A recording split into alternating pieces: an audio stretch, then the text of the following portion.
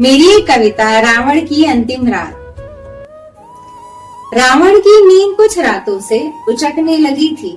रावण की नींद कुछ रातों से उचकने लगी थी, जब हार से पहले उसे अपनी हार दिखने लगी थी।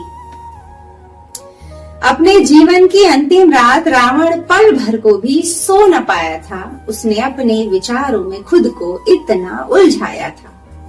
बंधु बांधव एक एक कर चल बसे, सहायक भी अब गिनती को रह गए। अपने जीवन की अंतिम रात रावण को अपनी हार साफ साफ दिखाई दे रही थी। बेचैनी की ज्वालामुखी अंदर ही अंदर फूट रही थी। लंका में प्रतिष्ठित शिवलिंग के सामने तब शिव भक्त रावण ने जाकर अपने हृदय की सारी बात कही थी।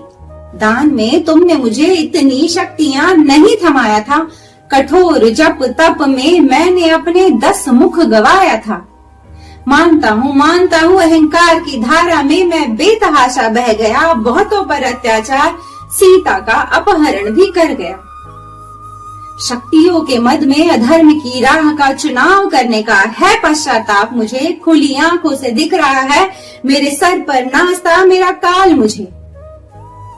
मैं भक्त तुम्हारा तुम्हारे सामने अपनी हर गलती को हृदय से स्वीकारता हूँ, मगर मृत्यु के भय से राम के आगे झुकने से नकारता हूँ। अपने जीवन की अंतिम सांस मैं लड़ लड़ कर ही मिटाऊंगा।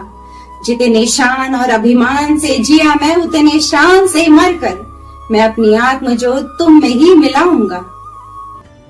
Thank you so much. आप सब ने अपना कीमती वक्त देकर मेरी इस कविता को सुना और मुझे उम्मीद है मेरी कविता आप सभी को बहुत अच्छी लगी होगी। और अगर अच्छी लगी हो तो मेरी वीडियो के ठीक नीचे रेड कलर का subscribe button, bell icon, follow button दबा दीजिए ताकि मेरा हर नया वीडियो आप तक आसानी से पहुंच सके, मैं आप सबके दिलों तक भी आसानी से पहुंच सकूं। रावण के बारे में तो देखिए बहुत कुछ कहा जा सकता है, बट मैं कुछ बातें ही कहूंगी कि देखिए रावण में सबसे अच्छी बात ये थी कि अहंकार था उसमें, लेकिन पश्चाताप भी था। वासना थी उसमें तो संयम भी था। राम को अगर सीता जी पवित्र मिली तो वो रावण की मर्यादा थी ना। और भी कुछ अच्छी बातें हैं रावण के बारे में कि वो बहुत बड़े शिव भक्त भी थे और जो है कि वो बहुत बड़े जो है कि ज्ञानी भी थे, महापंडित भी थे।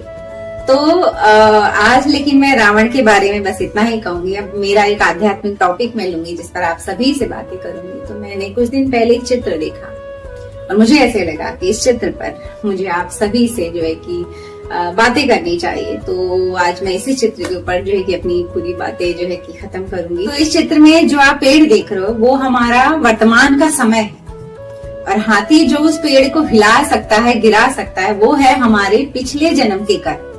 हमारे पिछले जन्म के कर्म जो है हमारे वर्तमान को जो है कि मिटा सकते हैं। और जो आप कुएं में देख रहे हैं सांप है, वो हमारे भविष्य के होने वाले बुरे कर्म है। और 2 चूहा देख रहे होंगे आप ऊपर सफेद और काला, वो है हमारे दिन और रात। और वो दिन और रात हो रहे हैं, वो पेड़ को काटे भी जा रहे हैं। और उस जो है कि वर्तमान के पेड़ पर हम लटके हुए हैं, हम सारे मनुष्य जो है लटके हुए हैं।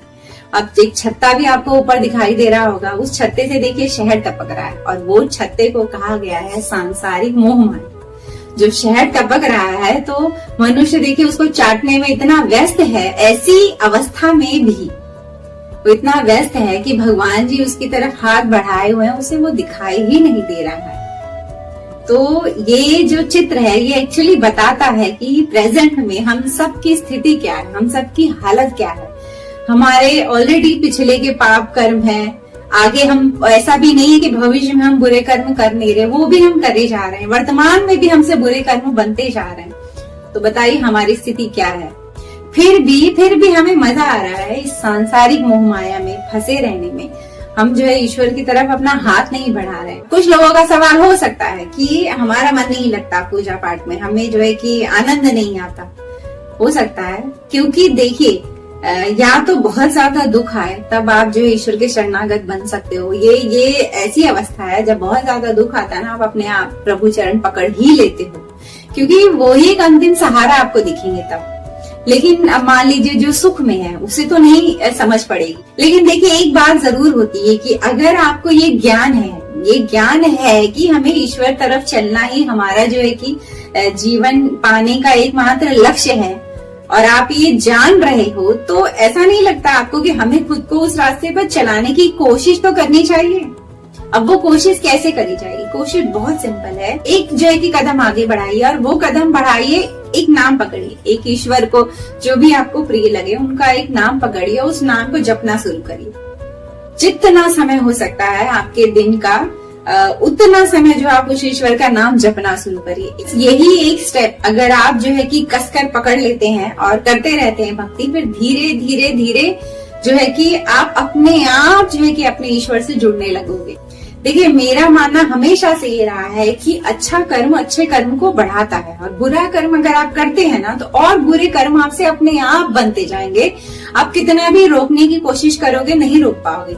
एक बुरा कर्म दूसरा बुरा कर्म, ऐसे जो है कि लाइन लगी पड़ी रहेगी आपके बुरे कर्मों की। लेकिन अगर आप एक अच्छा कर्म करते हो तो बहुत सारे अच्छे कर्म अपने आप उससे जुड़ते जाएंगे। तो अगर आपने जो है कि भक्ति कर ली, ईश्वर को जो है कि पकड़ लिया आपने, तो अपने आप आपको रास्ता मिलने लगेगा। कि जब ईश्वर थोड़े से भी आपको अपने लगने लगेंगे ना, तब आप सत्संग सुनने लगोगे, किसी गुरु को पकड़ लोगे, तो ध्यान करने लगोगे। सबसे बड़ी बात, मेडिटेशन की ओर झुकने लगोगे, अध्यात्म को जानने की कोशिश में जुट जाओगे। अगर स्टिल आपको ये लगता है कि पैसे कमाने के लिए ही हम आए हैं, तो फिर खाली हाथ क्यों जा रहे हैं हम?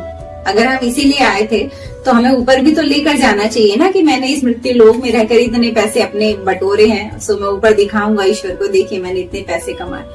ये यात्रा तो हमारी है ही नहीं, खाली आए खाली जाना है। लेकर क्या जा सकते हैं आप? जो आप ईश्वर का नाम लोगे ना, वही आपकी कमाई है। तो वो धन बटोरिए। उस शरीर ने जो है कि मुझे भी बहुत अमीर बना दिया है, भगवान का नाम ले लेकर, भगवान को जप जप कर।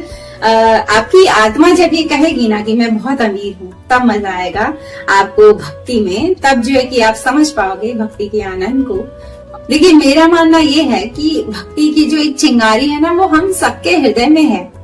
आप अपने ईश्वर से भाग ही नहीं पाए हो। आप देखिए, जो नहीं भी पूजा पाठ करते हैं ना, वो रास्ते पर चलते हैं तो कहीं न कहीं से ईश्वर का शब्द जो है पूरे दिन में एक बार उनके कानों में चला ही जाता है। ना जाए तो कहीं मंदिर क्रॉस करते हैं, जाते हैं, एक झलक भगवान की आंखों को भी उनकी झलक मिल जाती है। तो देखिए, आप भाग नहीं सकते। आप पूरे दिन, कई बार आपको खुद तकलीफ आती तो आप खुद मुंह से कह देते हो, हाय राम ये हो गया। जो भी आपके ईश्वर है, आप एक बार 24 घंटे में कुछ न कुछ ऐसा होता है कि आप जो है कि भगवान तक या देख लेते हो उन्हें, या सुन लेते हो, या उनका ध्यान कर लेते हो, या उनके लिए जो है कि आप खुद कुछ कह देते हो। तो जब ऐसा है, तो अगर ऐसा आप सबके साथ हो रहा है, तो इसका मतलब बहुत साफ है कि आप जो है भगवान से दूर नहीं रह सकते। वो जो भक्ति नाम की चिंगारी, वो हम सबके अंदर है, हम सबके अंदर है। बस जो है कि हम उसको छुपाए बैठे हैं, तो उसको जरा निखारिए, उसको थोड़ा पॉलिश करिए, फिर देखिए एक्चुअल आनंद। तो ये थी मेरी बात है आज के इस टॉपिक पर। और अगर आप सबको भी कुछ कमेंट करना हो तो मुझे कमेंट करिए, बताइए। और चलती हूँ एक और नए वीडियो में। आज सबसे मेरी मुलाकात रहेगी, तब तक उससे दोस्ती बनाए रखिए। किससे?